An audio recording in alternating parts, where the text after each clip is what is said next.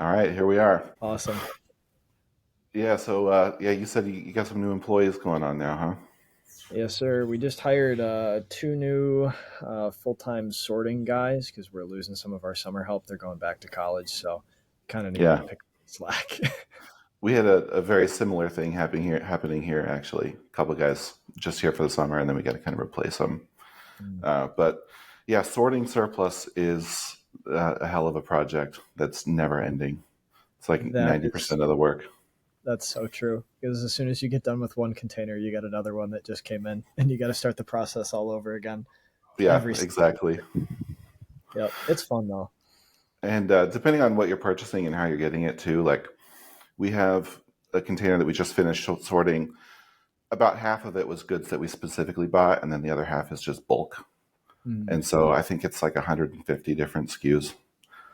You Sheesh. know, and each one, of course, has 5 to 10 different sizes, and so by the end of it, it's like a huge project. Even just getting it into the system, just to Yeah, receive it.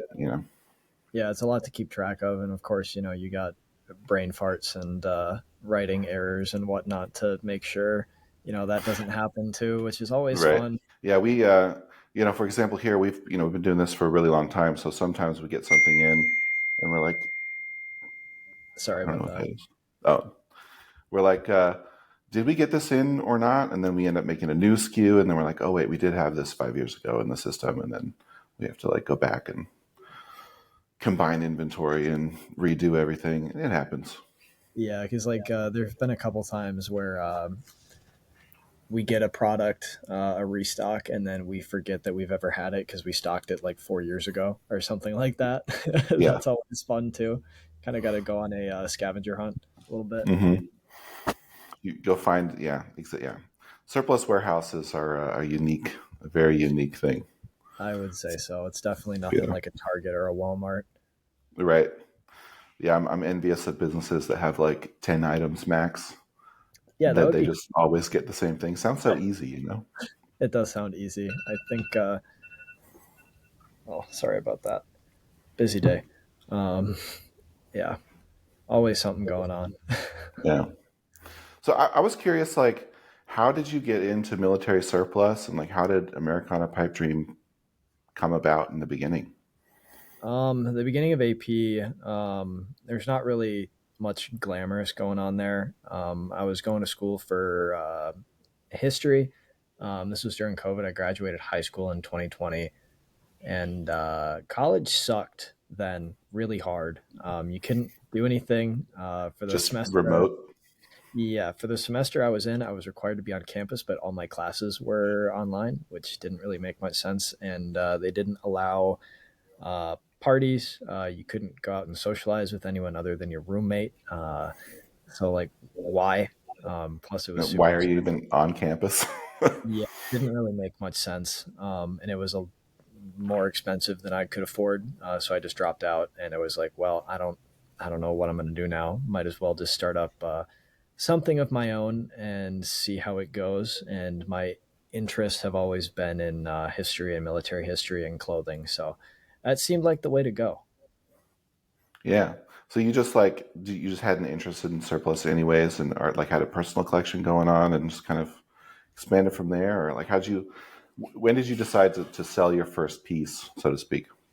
Um, the first piece of surplus probably came like a couple months into the company because we were just doing like printed T-shirts, custom T-shirts, that kind of thing. And then it was like, well, I got in touch with Sturm and Shrek Wholesale, you guys eventually. And it was like, well, this stuff is pretty available. There's some really cool things that I'd never seen before, that were solid quality, inexpensive, and people enjoyed. And you could tie it into history pretty easily too. You could tell a story about the product. That was interesting.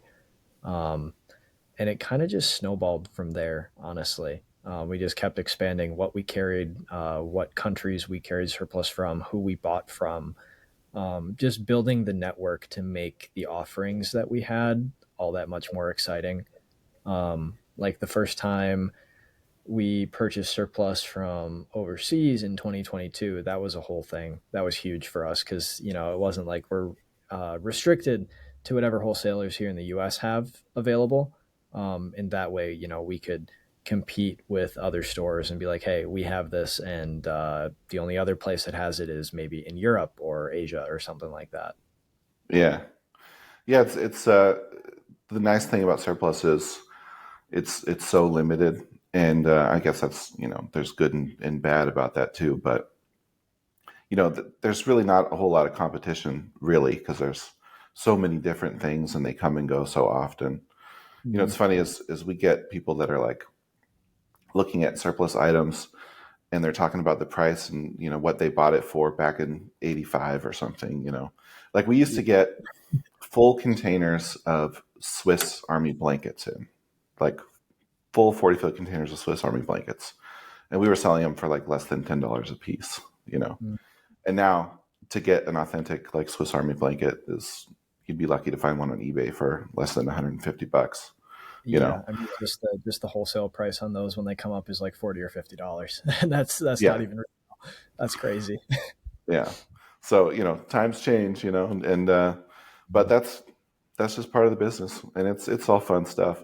You guys do such a great job online, like with your social media and everything. You've got such a big following, and I'm constantly looking at what you guys are doing and go, oh man, we gotta do some more of that stuff. Like we gotta get in there.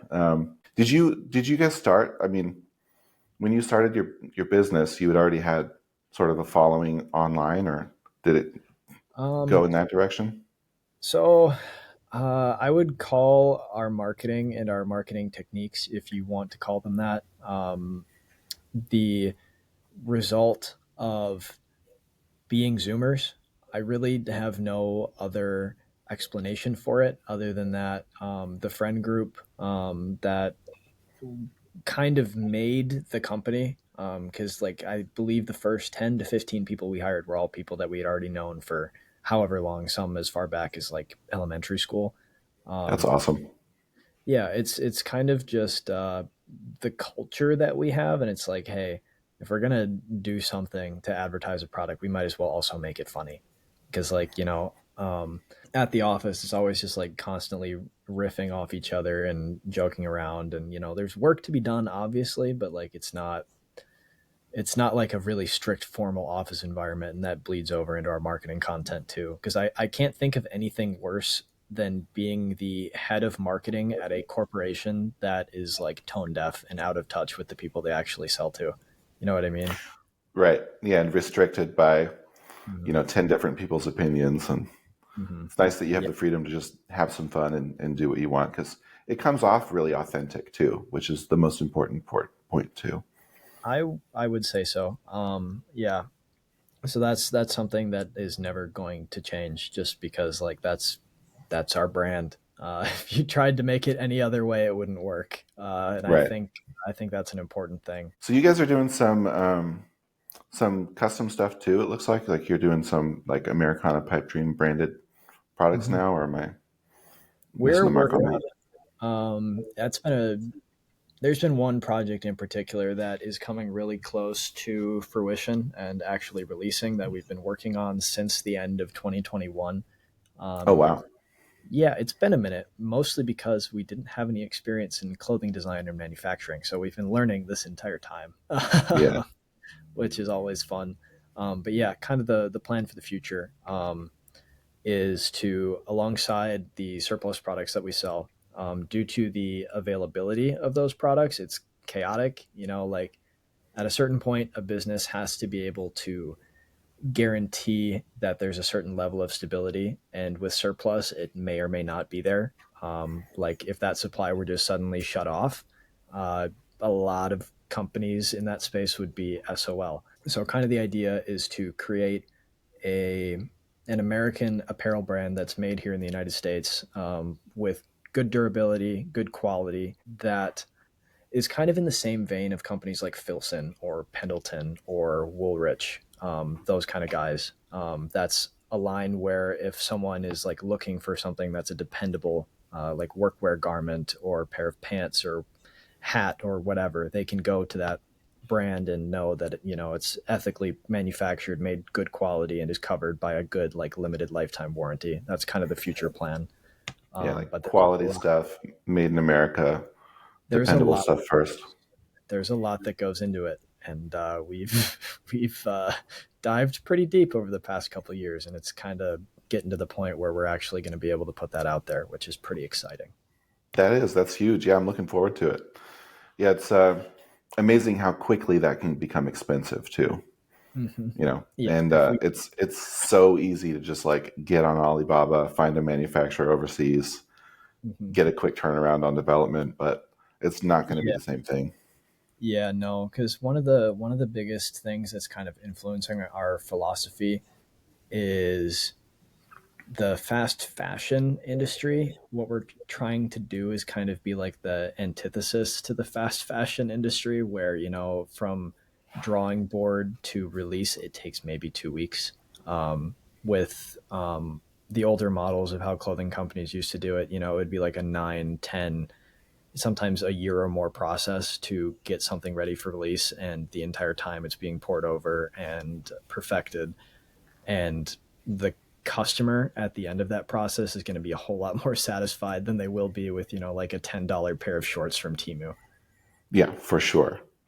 As long as they're able to understand the quality that you've put into it. And I think, Yeah, with people that are used to buying surplus, like they understand the difference between quality and cheap stuff too. It's always 100%. funny that there's like this, you know, the military quality thing kind of gets spoofed on quite a bit because some people are like, well, military quality means nothing because all the stuff that I had in the army broke or whatever. But Mm. it is true that the garments and stuff that you get from like Europe, especially in like the 70s, 80s, 90s, that era stuff is all really overbuilt, really heavy quality stuff compared to like the fast fashion stuff. Oh And yeah, especially compared to that. yeah, yeah, there's absolutely no comparison. And Mhm. that's what I love about military surplus too, is just that you get these things in that are like, almost bomb proof, like some canvas backpacks that are like almost a quarter inch thick of canvas all the way around. And you're not going to get that anywhere else. No, no, not at all. So, gosh, in the time that you've been in business, just it's crazy that it was just like 2021, and so Mhm. much has happened so quickly. I saw your guys' article in what was that Yeah, that the New that York big article you read? What was that? New York Times. Yeah, the New York Times article. That was really cool. How'd that happen? Is it like somebody that you Um, knew? there was a guy who we've been following on Instagram for a while. His name was Charles McFarlane. I don't remember his Instagram handle, but he is a freelance writer, and he approached the New York Times with doing a story about military surplus in the modern age, because his entire kind of his specialty is military surplus and how it has impacted civilian fashion throughout like the past 80 years since World War II. So that's kind of his niche, is talking about military apparel and how it intersects with civilian fashion. So he approached the New York Times with wanting to do a story about kind of how the surplus business has changed, especially with like a newer generation going into it. And they gave him the green light. He came out and visited us for 3 or 4 days in like January of this year, and got to see the operation and everything, and get himself familiar with it. And then he wrote the article, and that came out, I think, in early March, which was pretty damn cool. Yeah, that was awesome. I love seeing like just anything about military surplus hitting any kind of mainstream media is awesome. Yeah, And because there yeah, was a while ago, I went through and just searched military surplus and filtered to the Google, like the Google News section. Almost every single story was about a brick and mortar store closing, which was really sad. right. Yeah. So it's good to have like some positive press about military surplus and give it a positive trajectory. Yeah. Well, it's awesome to see like younger people getting interested in it too. And, folks like yourself, Commando Stores doing a great Mhm. job of that. Just Oh like yeah. getting the interest to rise with the younger generation. Because, Army surplus used to just mean, your dad's old GI stuff being sold at basically a pawn shop. And, you know, having European surplus in those stores is a relatively new thing. This whole industry of bringing in stuff from Europe and getting just American customers familiar with all the different European camouflages and things really didn't start until like the 90s.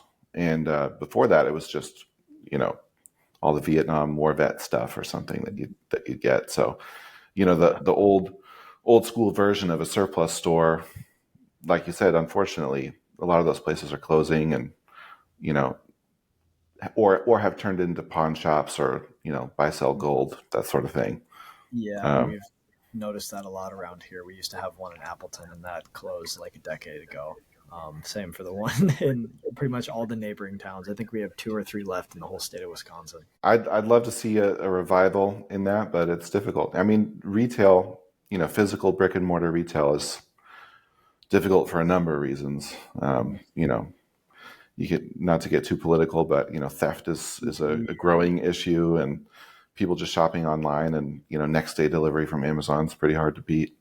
Yeah, that too. Which I'm kind of glad we haven't seen military surplus on Amazon too much because that would not be very fun. Yeah, that's another great thing about surplus is the limited nature of it kind of means you're not going to get, if something does pop up on Amazon, it'll only be there for a short period of time, and you'll have something new and different every Mhm. day. I'm sure if you're bringing in containers, you've got new listings going up constantly. All the time. Yep, Yeah, weekly, if not daily. ever revolving door. Yeah, it's a lot to keep up with, but I mean that's the nature of the business. Yeah. So you've got, gosh, what I think I read in the article there, you got like something like 20 employees now in a short period of time. That's pretty impressive. Yeah, right now we're sitting at about 25 between part and full time. That kind of growth was definitely unexpected. Um, Certainly come with some growing pains, but honestly, I don't think that we could have a better team. Um, Considering that the average age at this company is probably about 22, they all do a fantastic job.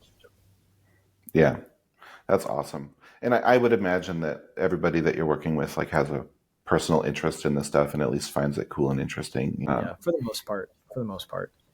Yeah. Yeah, it's nice when you spend your day at least looking at stuff. I mean, sorting surplus is not the most glorious thing in the world, but if you like the stuff, it can be very fun and interesting. That's true. Yeah, because in a bulk lot, you'll always find something intriguing or something weird. Um, Yeah.